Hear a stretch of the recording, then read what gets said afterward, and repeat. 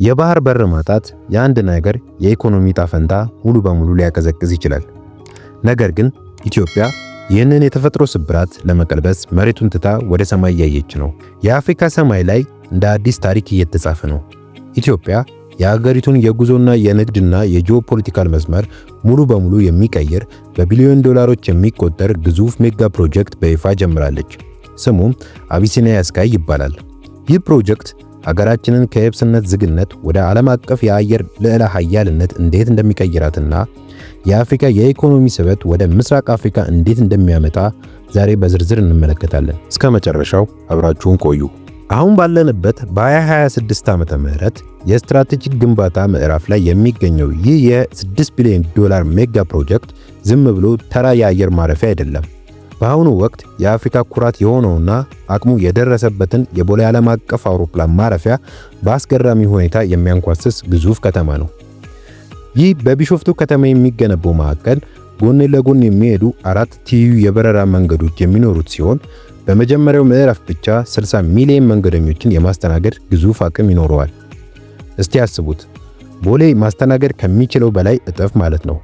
ዋናው የስትራቴጂክ ስሌት ግን አየር ማረፊያውን ከተጨናነቀው ከአዲስ አበባ ወጣ አድርጎ በ40 ኪሎ ሜትር ርቀት ላይ በሚገኙ ሰፊ ሜዳ ላይ መገንባቱ ነው።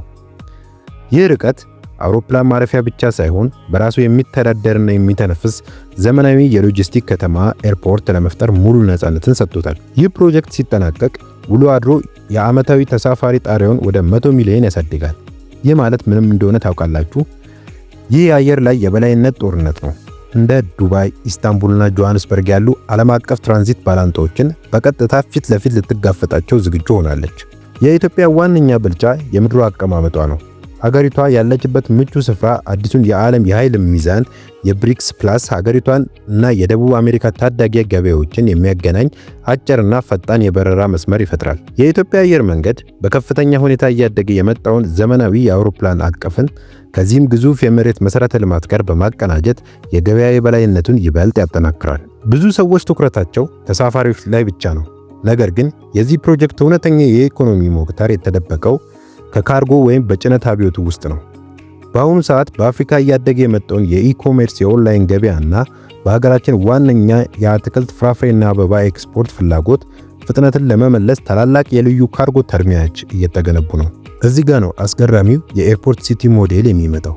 ማምረቻ ዞኖችና ፋብሪካዎች በቀጥታ ከበረራ መንገዱ ጋር ይገናኛሉ። ይህ ማለት ያለምንም ጊዜ ማባከን ዕቃዎችን ከፋብሪካ እንዲወጡና በቀጥታ ወደ አውሮፕላን ውስጥ እንዲገቡ ያደርጋል። ይህ የሀገር ውስጥ ኢንቨስትመንት የቀጠናውን የንግድ መስመር ሙሉ በሙሉ በማዞር የኢኮኖሚውን ዘዋሪነት ወደ ምስራቅ አፍሪካ እየሳበ ይገኛል። ከፖለቲካና ከጂኦፖለቲካ አንጻር ስንመለከተው ጉዳዩ የአየር መንገድ ብቻ አይደለም፣ የሉዓላዊነትም ጭምር ነው። ኢትዮጵያ በአንድነት የአፍሪካ አየር ትራንዚት ገበያ ስምምነት መሰረት የሀገሪቱ ዋና የበር ጠባቂ ወይም መገኛ ማዕከል እየሆነች ነው። ይህ ፕሮጀክት አፍሪካውያንን ከአንድ አፍሪካ ሀገር ወደ ሌላ ለመብረር ከአገሩ ውጭ ባሉ እንደ አውሮፓ ወይም ባህረ ሰላጤያውያን ሀገራት ትራንዚት ማዕከል ላይ ያላቸውን ጥገኝነት በከፍተኛ ሁኔታ ይሰብረዋል። ከዚህም በላይ ማዕከሉ በባዮሜትሪክ መረጃ ማቀነባበሪያና በኤአይ ሰው ሰራሽ አስተዋጽኦ የሚመሩ የሎጂስቲክ ቴክኖሎጂዎች የሚደገፍ በመሆኑ ለአፍሪካ መሰረተ ልማት አዲሱን የጥራት ደረጃን ያስቀምጣል። የወደፊትን ስንተነብይ ይህ ፕሮጀክት በኢትዮጵያ አጠቃላይ የሀገር ውስጥ ምርት ጂዲፒ ላይ የላቀ ድርሻ የሚኖረው ሲሆን እስከ ፈረንጆቹ 2030 ድረስ በመቶ ሺዎች የሚቆጠሩ ከፍተኛ የአቪዬሽን ባለሙያዎችን የሥራ ዕድል ይፈጥራል። ራዕዩ ግልጽ ነው፣ መላው አህጉርን ማገናኘት። በዚህም ታላቅ ትስስር ውስጥ ቢሾፍቱ የአፍሪካውያን እንቅስቃሴ ዋና የነርቭ ስርዓት ሆኖ ያገለግላል። ይህ ታላቅ ፕሮጀክት በመጨረሻም የኢትዮጵያን ባህር ከሌላት ሀገርነት ወደ ዓለም አቀፍ የአየር ልዕለ ኃያልነት ሙሉ በሙሉ ይቀይራታል። አቢሲኒያ ስካይ የወደፊት ውርስ እንግዲህ ይህንን ይመስላል። እናንተስ ይህንን አዲሱ ሜጋ ፕሮጀክት የቦሌን ማጨናነቅ ከመቅረፍም በላይ ለሀገራችን የኢኮኖሚ ነፃነት ምን ያህል ለውጥ ያመጣል ብላችሁ ታስባላችሁ? ሐሳባችሁን አሁኑኑ ኮሜንት ላይ ያጋሩ። ይህን የመሰለ አነጋጋሪና ጥልቀት ያላቸውን የሀገር ውስጥና የዓለም አቀፍ መረጃዎችን ሁል ጊዜ እንዲደርሳችሁ ቪዲዮ ላይክ እና ቻናላችን ሰብስክራይብ ማድረጋችሁን በፍጹም አትርሱ። በሚቀጥለው ቪዲዮ በሌላ አስደናቂ ርዕስ እንገናኛለን። ሰላም።